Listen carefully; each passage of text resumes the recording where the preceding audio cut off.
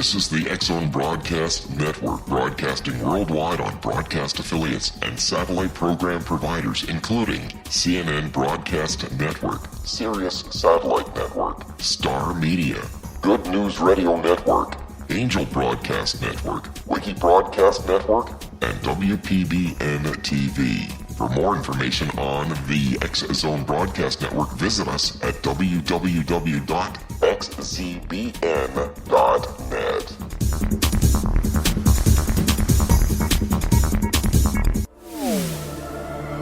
The X-Zone Radio Show with Rob McConnell is largely an opinion talk show.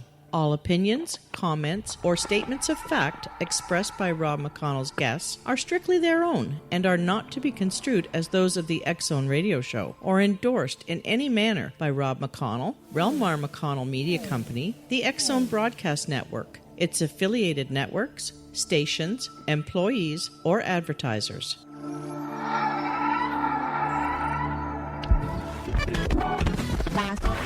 All Hit Radio.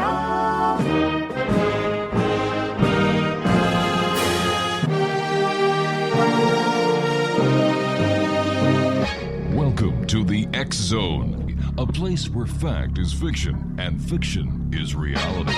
Now, here's your host, Rob McConnell.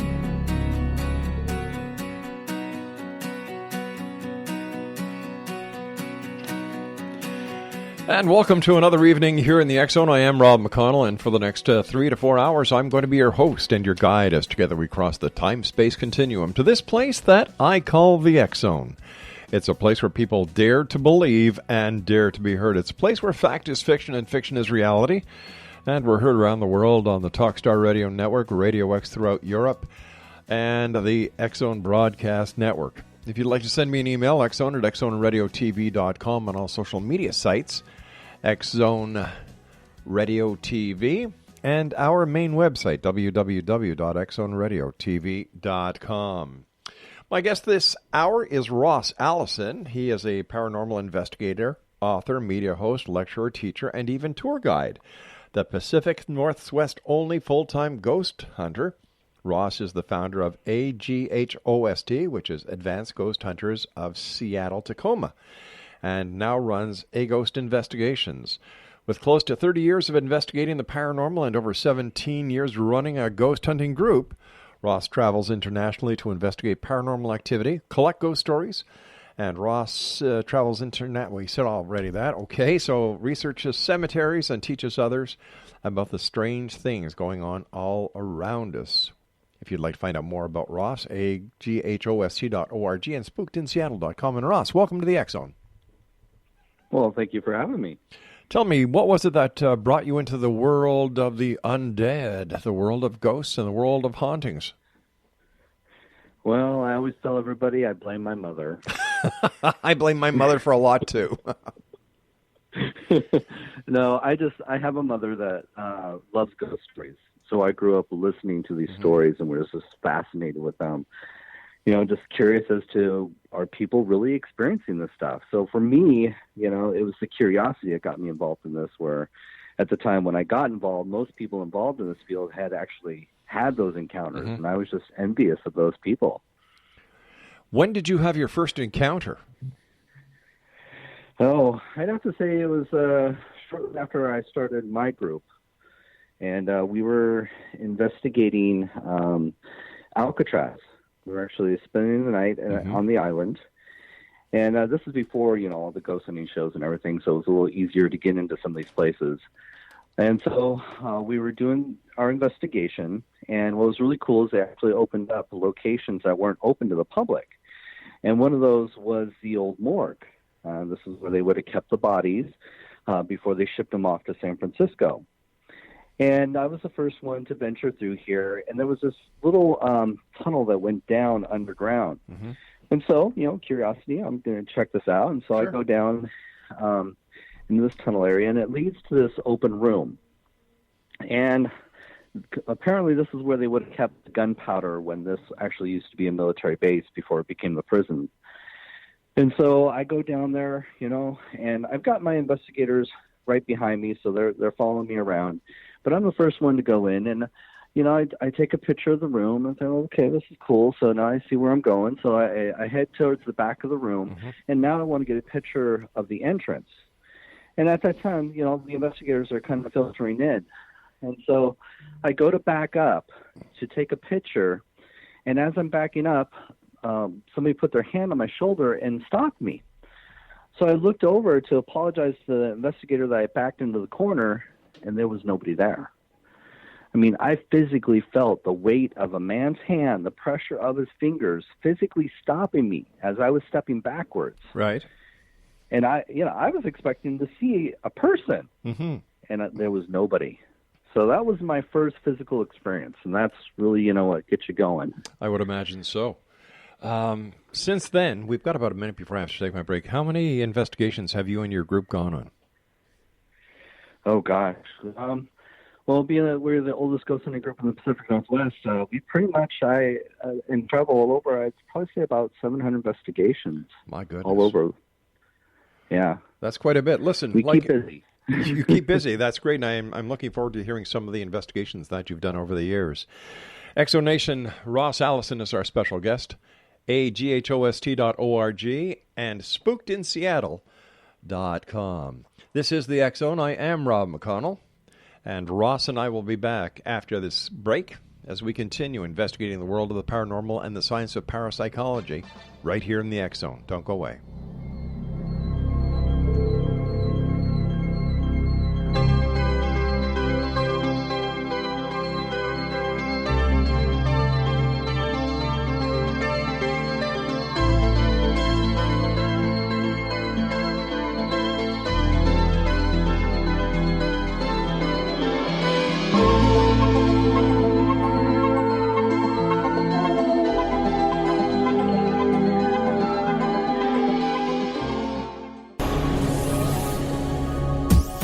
This is the X-Zone Broadcast Network, broadcasting worldwide on broadcast affiliates and satellite program providers, including CNN Broadcast Network, Sirius Satellite Network, Star Media, Good News Radio Network, Angel Broadcast Network, Wiki Broadcast Network, and WPBN TV. For more information on the X-Zone Broadcast Network, visit us at www.xzbn.net.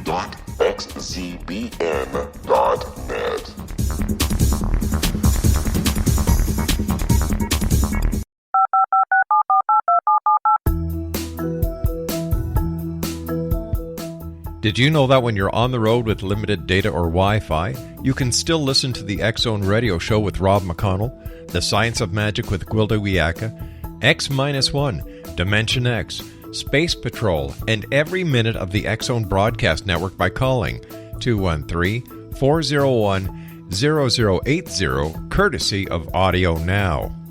No smartphone, app, or internet needed. It saves your data plan, and it's free if you have unlimited minutes. Call 213-401-0080 to listen on any phone, anytime, anywhere. Remember, 213-401-0080 for the best of the paranormal, parapsychology, and sci-fi radio programming anywhere, 24/7, 365.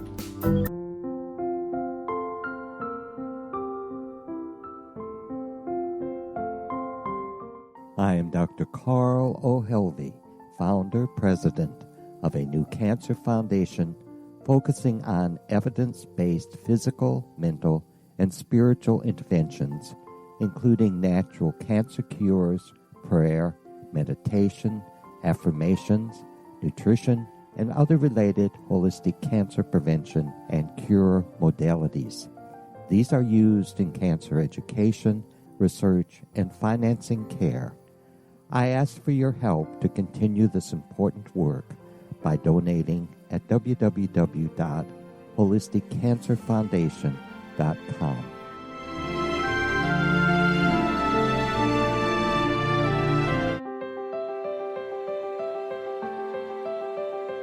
Wouldn't you love to know the secret to everything? I'm Dr. Kimberly McGeorge, and on The Secret to Everything, we will merge the practical with open investigation into all realms of the mysterious. We will talk to cutting-edge alternative health practitioners, those who inspire and motivate you in business and life, And of course, we will share stories of the paranormal, conspiracy, and cryptozoology. You will transform because of the frequency I carry, the frequencies my guests carry. Life may never be the same after you listen to this program, for the secret to everything is for you, the listener, for those who desire more in every area of their lives and believe that it can still be found. Listen and discover thesecrettoeverything.com.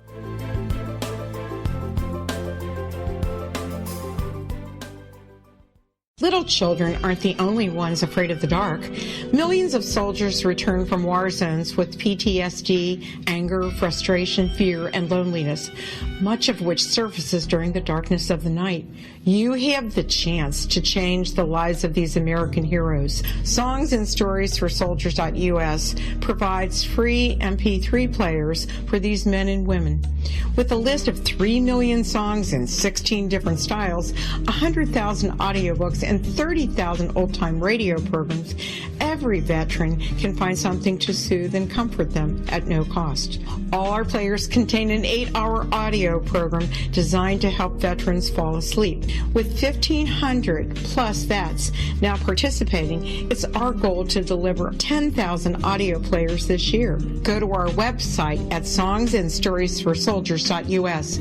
Help us help a veteran make it through the night.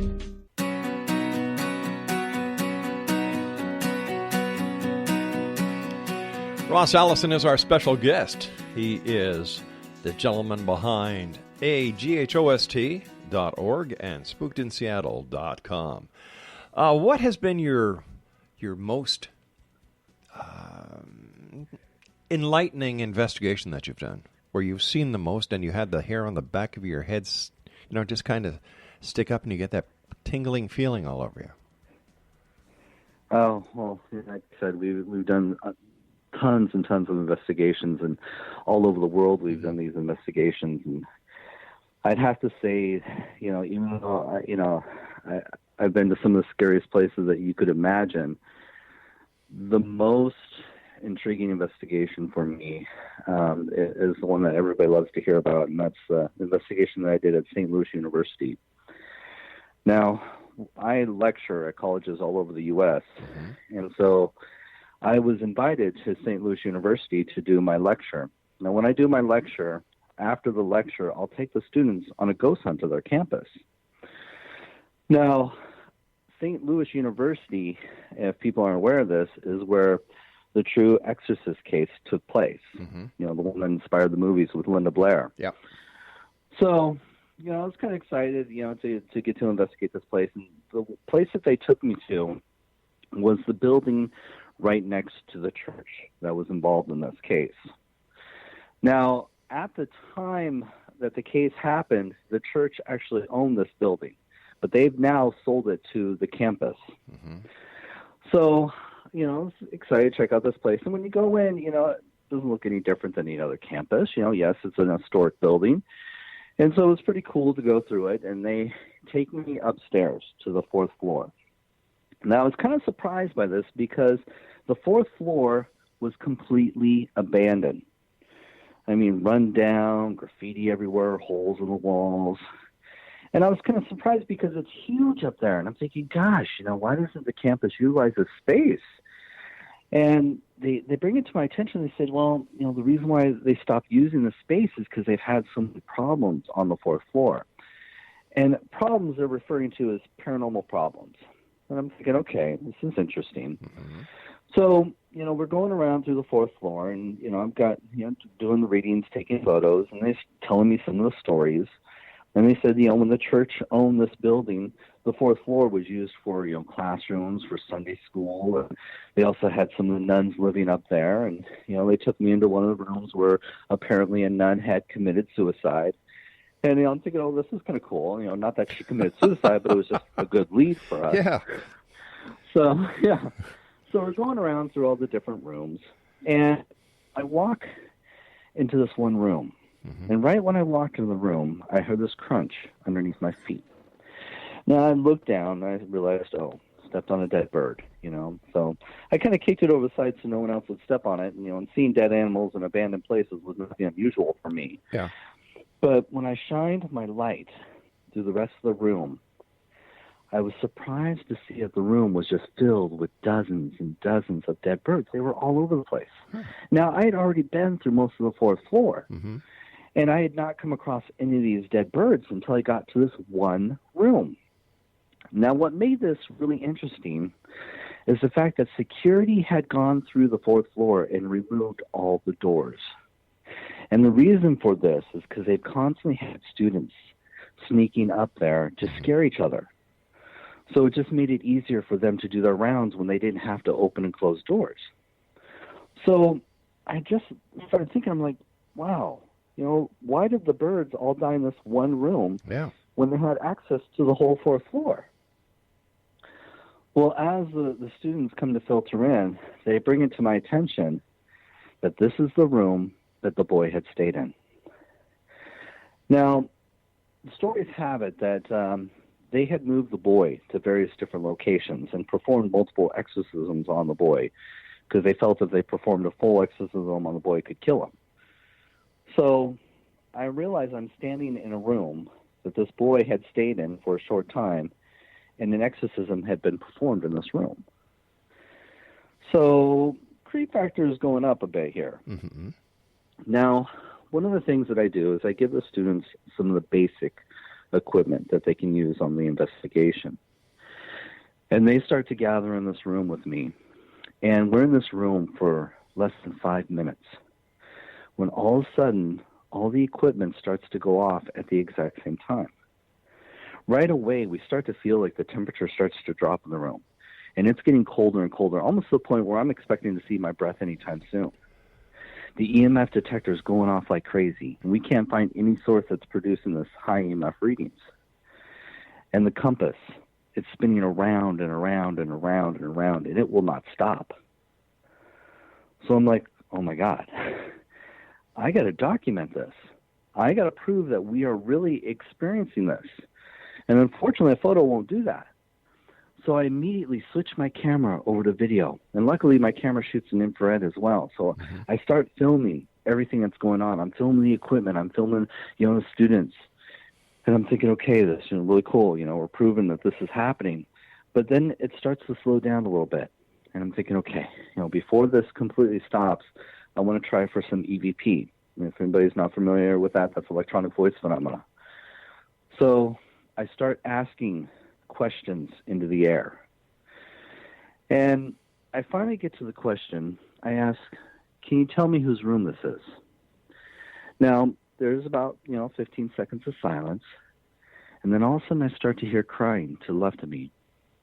And I turn and I realize that a couple of the female students have started to cry because they're so terrified being in this room. And I realize, okay, they're uncomfortable. I have to admit, I'm a little uncomfortable because I don't have my normal ghost hunting team. These are just college students. So for me, it's always been about safety. So I decided, you know what? I don't know what we're up against here. Let's get you guys out of here. Let's go ahead and, continue on with our tour somewhere else. Sure. And hopefully, after the tour, I can come back and do my own little investigation. Well, I didn't get a chance to go back that night. But when I finally got home after my lecture tour, I started reviewing everything that I collected at all these campuses. And I got to that campus and that night, and I started listening to the recording. And when I got to the point where it asked, can you tell me whose room this is? I got 2 responses. Now I'll edit this because I don't want to offend anybody. But it basically says in this male demonic-like voice, it says, F you. Oh my gosh. It's mine. Yeah. That was probably one of my most interesting investigations. Why do you think that anything evil, demonic, or spiritual, or ghost-like would remain there after all these years? I'm not sure. As to, if it was exorcised from the boy, I'm not sure why it would remain there. I've never personally been involved in exorcisms myself, but I definitely feel that maybe the attention that it's probably getting because of the stories that have circulated around the campus and continue to circulate. Like I said, there's constantly problems with students sneaking up there. Mm-hmm. So I'm sure it's not being left alone. Yeah. So whatever it is, it might like the attention it's getting, But even in the case of the Alcatraz experience you had, why would these spirits, why would these embodied or disembodied creatures hang around? Why don't they leave, go somewhere else? Well, maybe it's they don't know what's occurred. Maybe there's, there, as they say, there's attachment to a person, place, or thing. So there could be the attachment to the property. But then, too, I think it's a situation where they may want to possess that area. That's their attachment to the environment. They don't want to move on because, if you start to consider what kind of person you might have been, maybe you weren't a good enough person to go on to what your heaven is like.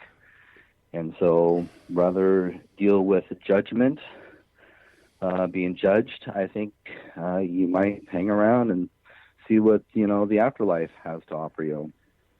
So it sounds like we do not yet have a lot of answers when it comes to what ghosts are, what hauntings are, what causes possessions, what causes people to be so demonically possessed that an exorcist has to come in. What do we know? Well, like I said, we do understand that there is some sort of attachment to this. As I said, with the items or person or the location. We do know that there is something intelligent going on rather than just residual hauntings where there's just trapped memories playing themselves out over and over again. So we do understand that there is something out there, or there are beings out there that are trying to communicate to us.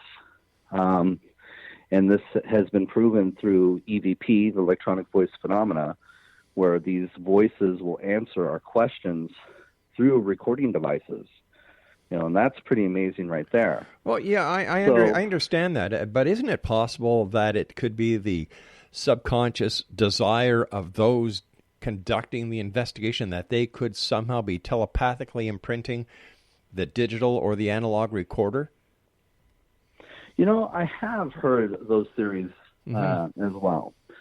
And I think in some cases it's possible. Again, we don't have the answers. There's always going to be more questions than the answers in this field.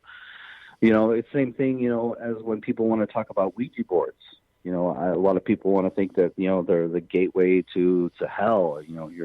You're causing trouble if you use these. But, going with what you just said, I think in that situation where if you're using a Ouija board, you're opening that channel, possibly that psychic channel, where maybe it isn't a ghost communicating to you. Maybe it is your own psychic abilities, because if you are using it correctly, you're actually going into that trance that psychics are known to go into when they're trying to pick up information. So who's to say that when you're using a Ouija board or a pendulum or dowsing rods, that you're not doing the exact same thing? You're opening up some sort of psychic channel within yourself, and that's how you're able to get this information that you wouldn't have known. And this is information that very well could be correct. What kind of information has ever been discovered through the paranormal that can be proved beyond a shadow of a doubt that the claims are legitimate? Well, I think a lot of it, we're still struggling with that, to be honest with you. We're still struggling to get the answers, because the problem that we have in the world of, paranormal research, or especially when it comes to ghosts, is it has become a very popular field now, especially with all the television shows. So there's a lot of people out there that are ghost hunting. But unfortunately, there's a lot of groups out there that don't have the education or the understanding of what's truly involved, because they're just imitating what they see on TV. So it becomes monkey see, monkey do. And so the problem we have in this field is there's not any standards when it comes to ghost hunting. All right, stand by, Ross. You and I have to take our break here at the bottom of the hour for the news. Exonation, interesting conversation with our guest this hour, Ross Allison. www.aghost.org and spookedinseattle.com. This is the X Zone. I am Rob McConnell. You're listening to us around the world on the Talkstar Radio Network, X Zone Broadcast Network, and across Europe on Radio X. We'll be back on the other side of this break. Don't go away.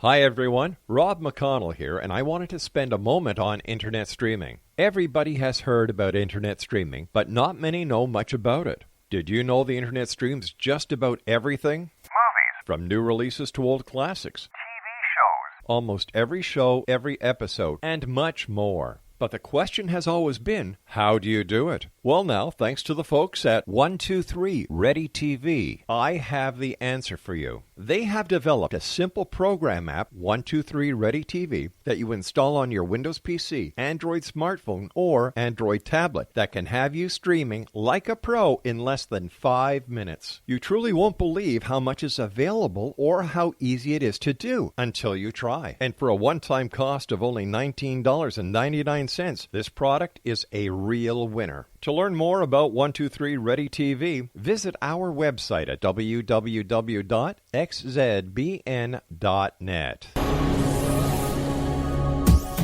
This is the X Zone Broadcast Network, broadcasting worldwide on broadcast affiliates and satellite program providers, including CNN Broadcast Network, Sirius Satellite Network, Star Media, Good News Radio Network, Angel Broadcast Network, Wiki Broadcast Network, and WPBN TV. For more information on the X Zone Broadcast Network, visit us at www.xzbn.net.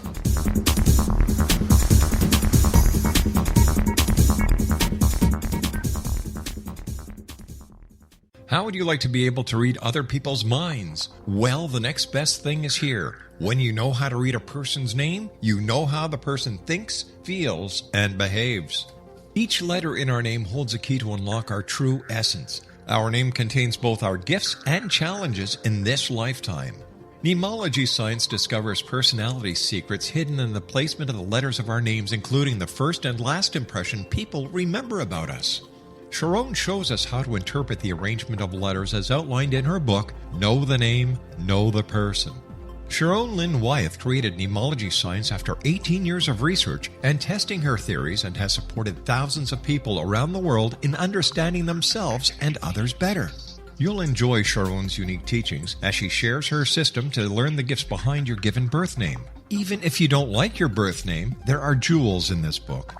If you're thinking of changing your name, ready to name your child, or wanting to get along better with others, this is the book for you. If you'd like to improve your relationships and change your life for the better, get the book today, Know the Name, Know the Person, or visit www.knowthename.com. That's www.knowthename.com.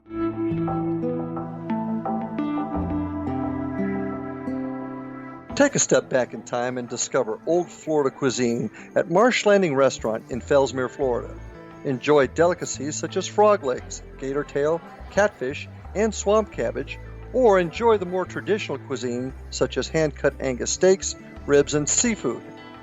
Join us for breakfast with a southern flair featuring sweet potato pancakes, biscuits and gravy, and much more. Planning a party? Marsh Landing's private dining rooms can accommodate groups from 8 to 80 people. While you visit, enjoy the historic pictures, artifacts, and stories that line the walls. Marsh Landing is truly a unique experience. Marsh Landing Restaurant, 44 North Broadway in historic downtown Fellsmere, or visit marshlandingrestaurant.com. Marsh Landing, old Florida cuisine at its best.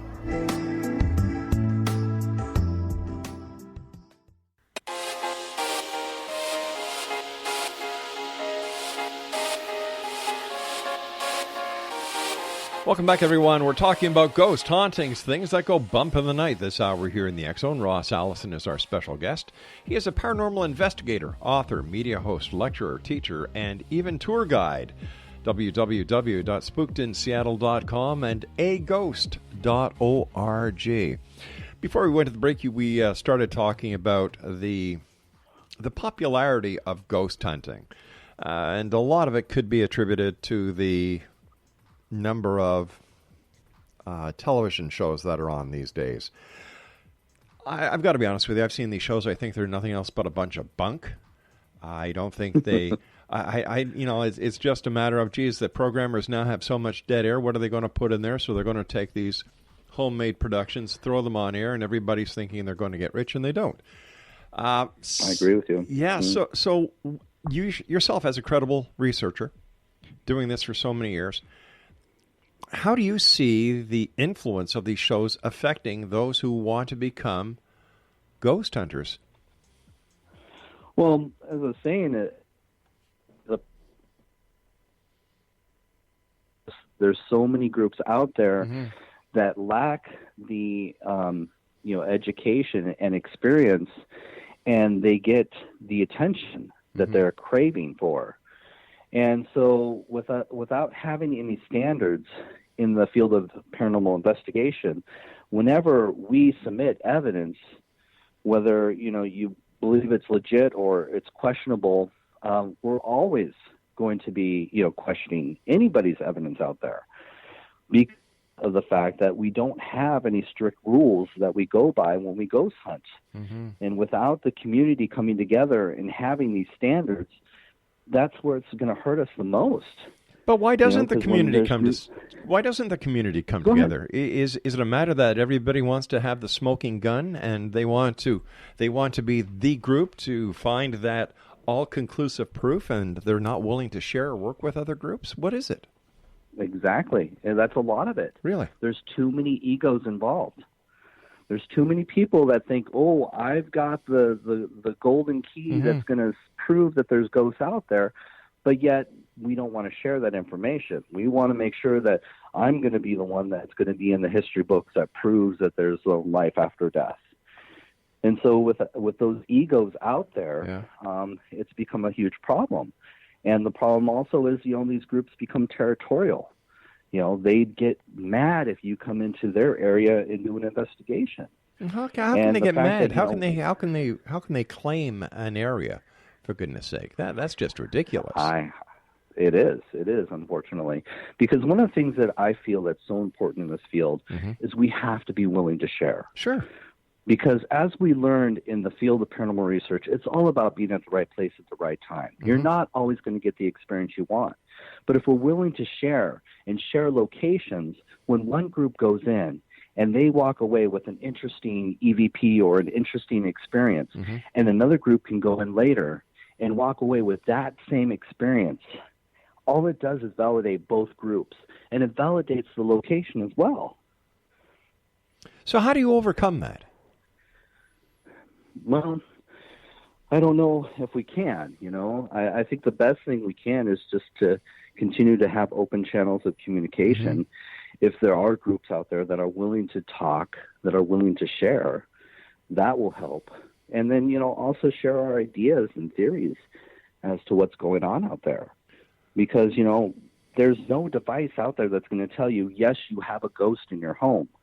What we do as paranormal investigators is we just take whatever devices we can to help read the environments and help us determine if there's changes in the environment that we can't explain. And that's the best we can do as paranormal investigators. So where can someone go who wants to learn the proper procedures of, investigating the paranormal to become a serious ghost researcher? Well, I think that's the key word right there, research. You have to be willing to do the work yourself and look into, some of these groups and do your research and find out, does this group seem credible to you? What protocols do they follow, if they have protocols? What equipment are they using, if they even have equipment? Those are some of the things that you have to do if you're looking to get involved in this. Do the research yourself. Prove that you're willing to do the work that's needed to validate your own experiences if you're going to go in and do investigations with these groups. Because unfortunately, there's a lot of groups out there that will destroy your credibility because they're not willing to protect their own. That must be very frustrating for someone like yourself. It is, but I basically have to create my own road, my own path in this field, and if there's others wishing to follow me, that's great. And as I, come across other paths in this field, I may find that there's other people out there that are very credible and works as hard as I do in maintaining the credibility in this field. And that's where we try to come together and share those ideas. So why is Seattle so haunted? It's kind of surprising too, because Seattle is so young. Mm-hmm. We're the youngest city out there when it comes to the United States. We were the last area to be developed. So for me, as I was doing research and developing my tours for Spooked in Seattle, I was surprised to find that, even in our historic district, which is known as Pioneer Square, that we were able to obtain amazing stories and experiences that validate, Pioneer Square being just as haunted as any other pioneer city in the U.S. And I think that has a lot to do with, Seattle has its fair share of tragedies as well. We dealt with the Depression. We had to deal with the gold rush. We had to deal with, the bootlegging and also prostitution, opium dens. So, Seattle has its fair share of tragedy and that, negative history. And I think a lot of that holds on to the spirits that were involved at those times. Why do a number of ghost research groups or ghost tours go through cemeteries? Are there ghosts in cemeteries, or is this just something to spook and excite the people? Well, I think it is exciting to be in an area where you're surrounded by the dead, literally. But, I have to admit, I have had some interesting experiences in cemeteries. And I think a lot of this, again, going back to the attachment to a person, place, or thing, there is attachment to your body, where I believe some of these spirits don't know how to let go of that. But you also have to consider the fact that cemeteries were treated a lot differently than they are today. People actually constantly visited their dead. There was a lot more respect for the dead back in the day. Mm-hmm. In fact, there are known times where you could actually go and have a picnic in some of these cemeteries because they were so beautiful and peaceful. Yeah. And so you could actually sit down, on the site of your dead grandmother and, and have a sandwich and reach out and try to communicate, with her past soul. So I think a lot of that holds on to or it brought out a lot of these spirits that they don't know where to go to now. Their families have long passed, and so they're still wandering around, wondering where they are. Why don't they visit anymore? Would you say that the dead aren't getting the respect they deserve these days? Oh, yeah, definitely. And what part... Especially when you have... Go on. I was going to say, a lot of that has to do with the fact that, there's, one popular show, I won't say by name, but that taught people to be disrespectful.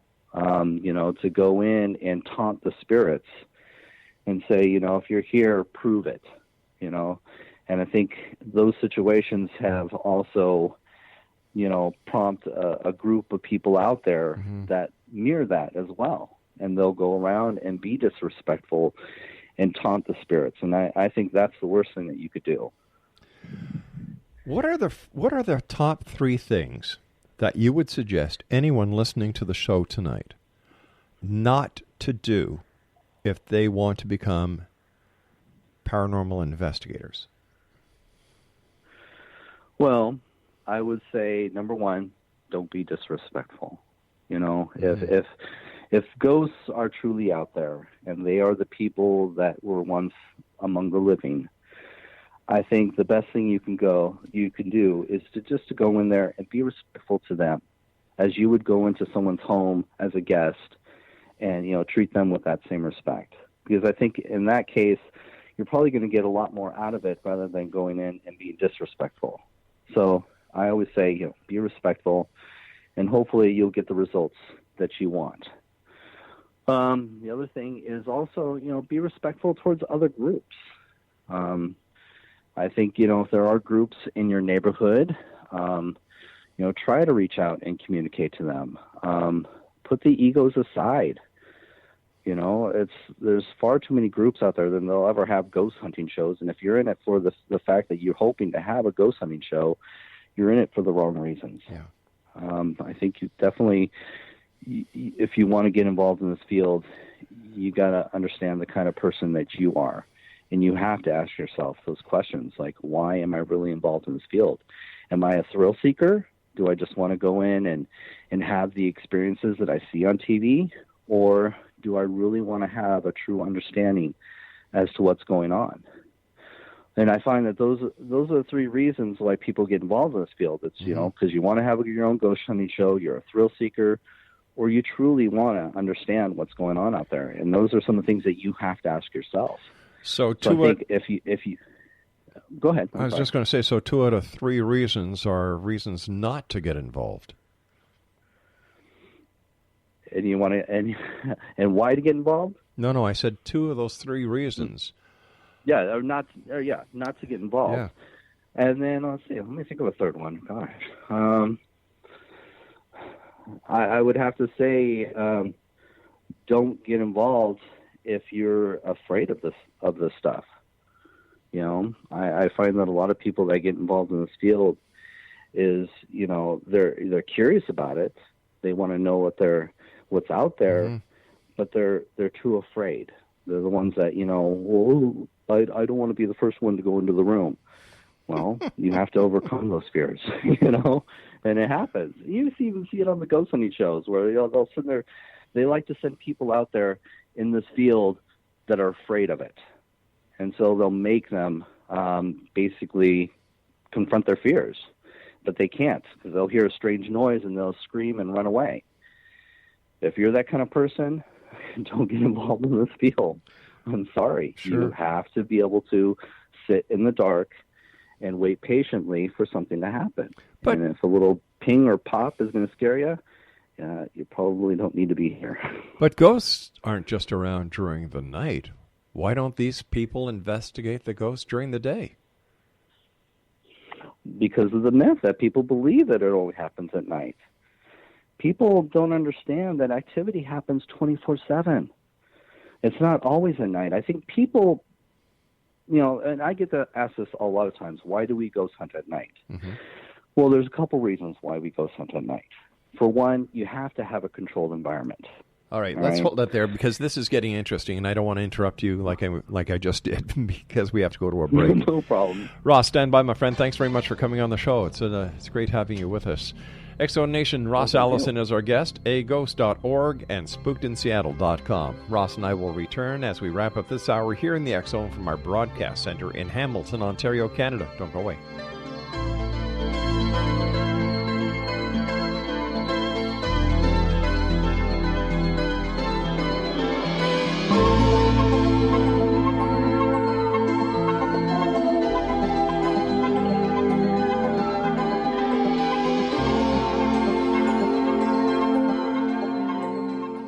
Hi everyone, Rob McConnell here, and I wanted to spend a moment on internet streaming. Everybody has heard about internet streaming, but not many know much about it. Did you know the internet streams just about everything? Movies. From new releases to old classics. TV shows. Almost every show, every episode, and much more. But the question has always been, how do you do it? Well now, thanks to the folks at 123 Ready TV, I have the answer for you. They have developed a simple program app, 123 Ready TV, that you install on your Windows PC, Android smartphone, or Android tablet that can have you streaming like a pro in less than 5 minutes. You truly won't believe how much is available or how easy it is to do until you try. And for a one-time cost of only $19.99, this product is a real winner. To learn more about 123 Ready TV, visit our website at www.xzbn.net.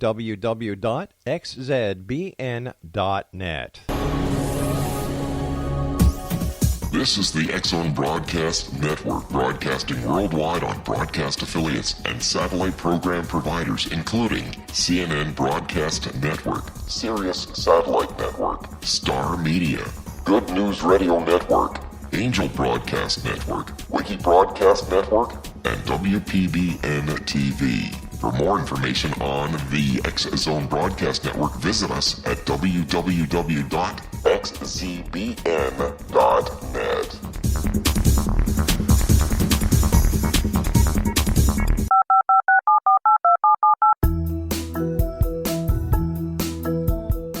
Did you know that when you're on the road with limited data or Wi-Fi, you can still listen to the X Zone Radio Show with Rob McConnell, The Science of Magic with Gwilda Wiyaka, X-1, Dimension X, Space Patrol, and every minute of the X Zone Broadcast Network by calling 213-401-0080, courtesy of Audio Now.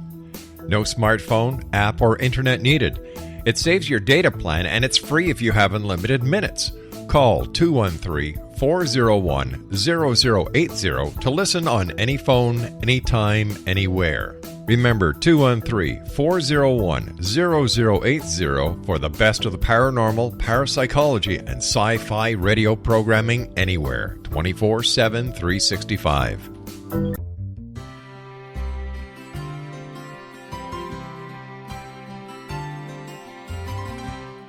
True healing must address 4 levels: physical, emotional, mental, and spiritual, for us to live joyful and productive lives.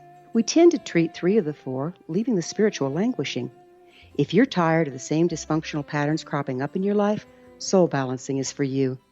Trixie Phelps, owner and founder of Soul Balancing, is a naturally gifted energy healer trained in numerous esoteric forms, including shamanism. Trixie has created a powerful modality that safely and effectively clears your energetic field. A soul balancing session can remove interference, heal trauma, and restore your hope. Contact Trixie for a life-changing long-distance session today, www.soulbalancing.world.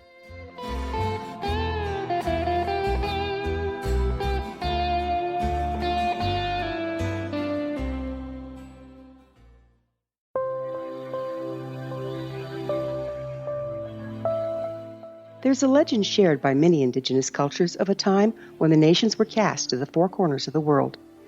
Each nation was given a body of sacred knowledge that held a different portion of the truth to preserve. True reality could not be known until all the nations reunited, combining the information. If a single one was missing, the world could not be reborn and darkness would prevail. The Science of Magic Radio is dedicated to reuniting the sacred knowledge. With the understanding, none of us has all the answers, but together we can open new perceptions and possibilities. Through our combined vision, the world can be reborn into a place where darkness no longer prevails. Join me, Gwilda Wiyaka, and the Science of Magic daily on the X Zone Broadcast Network, xzbn.net, or visit us at thescienceofmagic.net.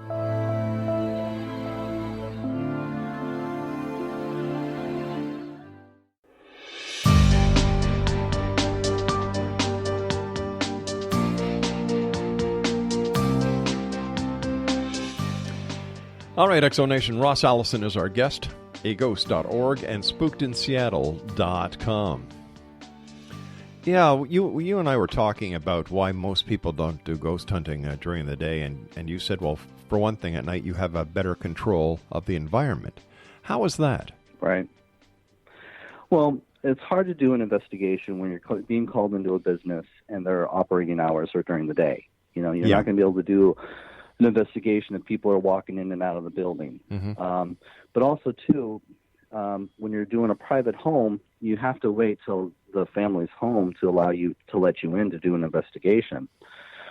So that's usually, most people work, 9 to 5. So you usually get into some of these places at night to do an investigation. But the other reason, too, that we tend to do an investigation in the dark and at night is because we like to use infrared. And infrared and full spectrum and stuff like that has been known to pick up things in the dark, where it's harder to pick up that phenomena during the day with the lights on. Now, those are the 2 main reasons why we tend to get invited to do an investigation at night. But one of the things that I've worked on is one of my books called My Haunted Journal, which teaches people to journal their experiences, because it is so important, journaling, which a lot of people aren't doing. Because the one thing that's important about this is it keeps their experiences true and raw. Because we don't realize that when we have an experience, we tend to elaborate or twist the story around a little bit as we retell our experience. You know, our intent is not to lie, but our intent is the fact that we had an experience. We want people to believe we had that experience. So we naturally embellish it. Exactly. So what's important is to get people to journal their experiences, to write them down. Mm-hmm. And by writing down these experiences, what you're doing is you're telling us what exactly happened, but you're also allowing anybody that's going to review these experiences, these stories, or even for yourself to review your experiences, is you may be able to determine if there's a pattern to the activity. Now, you may find that activity happens, or some of these reports happen during the day, maybe at noon. Mm-hmm. Now, most people don't realize activity happens 24/7 because they're busy with their day. You know, the kids are running around making noise, stereos on, TV's on, so you don't hear the footsteps going up and down the hall that are happening throughout the day. You only hear them at night. So that's another reason why people report activity mostly at night. But if you are aware that activity can happen 24/7, when you start to journal your experiences, you're helping us to determine if there is a pattern. And if there is a pattern, it's going to better us as paranormal investigators as to when we should be there to do an investigation. And it may be having to do an investigation during the day. When is the best time for someone who believes their home to be under some sort of haunting, or that it's it has an unwanted spirit? When is the best time for them to call you? When they first suspect it, or when they actually have an experience? I would say when you first expect it, because the first thing that my team is going to do is going to say, okay, you think you might have something going on, well, please journal for us. Journal for about a month. You know, of course, if the activity seems to increase and you're frightened, we'll definitely be out there to help you right away. But otherwise, we really need that information as to what you believe is happening. Because, another thing that's really important to know is because of the popularity of ghost hunting and all these ghost hunting shows, people are more to believe their house is haunted when it's not. Because of the excitement, the psychology that's involved in this field, they really want to start thinking that their house is haunted. And so we'll get a lot of these calls where somebody thinks that something's going on, and you have to go through that process of debunking and try to determine whether this is phenomena that could easily be explained, or whether it's wishful thinking, or whether you're just taking the wrong medication, I would There's imagine all kinds of different reasons. What is the first clue to you and your group when you go to a house that this person is looking for attention, that there is no paranormal activity here, and how do you break it to them? It's a hard thing. It really is.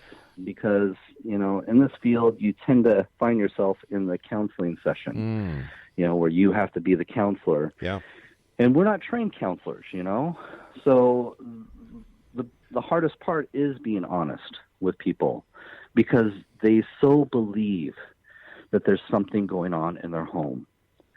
And you can go in, and this is another problem we have in the field, is you can go in and debunk everything and put it all in black and white and say, this is what's really going on. I'm sorry, I don't think you have a ghost. Well, here's where the problem lies. They'll sit there, they truly believe that there's something going on in their home, or maybe they want something to happen in their home. They'll say, you're not the right ghost hunting group for me. And they will go out and they will find a group that will support them, that will tell them that, yes, you have a ghost in your home. They may even tell you you have a demon in your home. And it just escalates from there. So it is a challenge, to be honest with your client, especially when you have to tell them that this is not a ghost. This is not an orb in your photo. This is dust. This is just some of the challenges you have to face. But I think you do yourself a better service if you can be honest with everybody. Are those orbs still around? Geez, I haven't heard anybody talk about orbs in years. Gosh. Yes, they're still around. Oh, my God. People will still submit us photos of dust particles and say, "Oh, that's an orb." Oh my goodness! And you just kind of have to say, "Oh, well, you think it's an orb, but these are some of the things it could also be." Yeah. How do you deal with skepticism? I understand skepticism is necessary in everything, and most of the time it's good. But how do you deal with arrogance mixed with skepticism? Oh. Sometimes you just have to sit down and realize that you both have to agree to disagree. But, I'm all for skepticism. In fact, I encourage it. I would love, in fact, it was interesting because not too long ago, I was invited to speak for a skepticism group. And when he called me and said, would you be willing to talk about ghosts? I said, sure. And he was kind of shocked by this because he had contacted all kinds of other groups, and they all said no. They didn't want to be confronted with skepticism. And I said, I'm more for it. Yeah. I would love to sit down and have a healthy debate with somebody who is skeptic and share our evidence. Because one of the things that's most important about having skepticism in your group is it's going to help you to think of other elements that may have caused the phenomena that you didn't think of, and help to debunk things, because that's what we have to do. To maintain our credibility, we have to be able to go in and debunk this stuff first. Mm-hmm. And we're going to be some of that bit of evidence that people are going to be like, wow, we don't know what that is. But no one can figure it out. And so skepticism is a huge thing that people should not neglect in this field. When you're out doing your lectures at colleges and universities, what are some of the questions that the students ask you? Well, besides what's my most scariest experience, which I've already told, a lot of students want to know if they want to get in this field, what classes they should take. Mm-hmm. And I always tell them history is important and psychology is also very important. Those are the two classes that I would definitely encourage anybody who wants to get into this field that they should be more educated in, because they play a major part in this field. Yeah, it's, like ghost tours and true ghost researchers are great historians. They keep the history alive, yeah.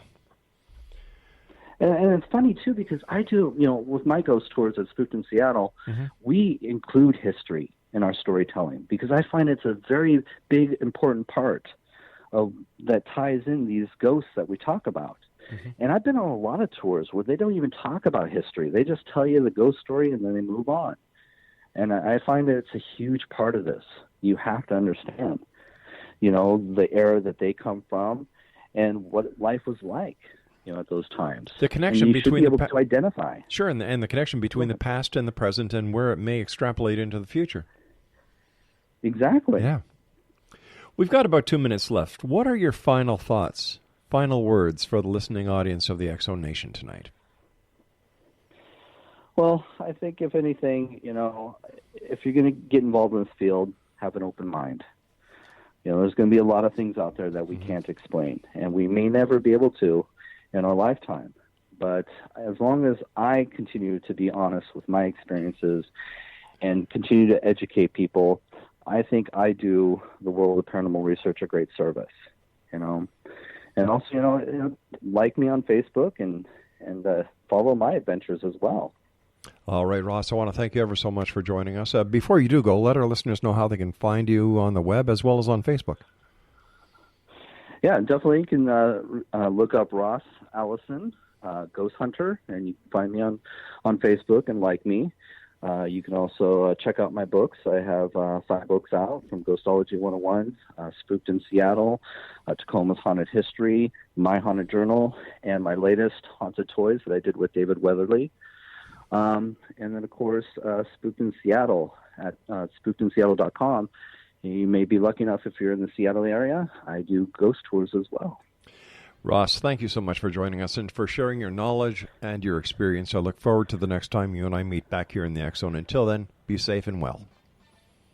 Thank you. Good night, Ross. All right, X-Zone Nation. Ross Allison has been my guest this hour. Once again, Very interesting hour. If you'd like to find out more about Ross, as he said, his websites are aghost.org and spookedinseattle.com, and visit him on Facebook as well.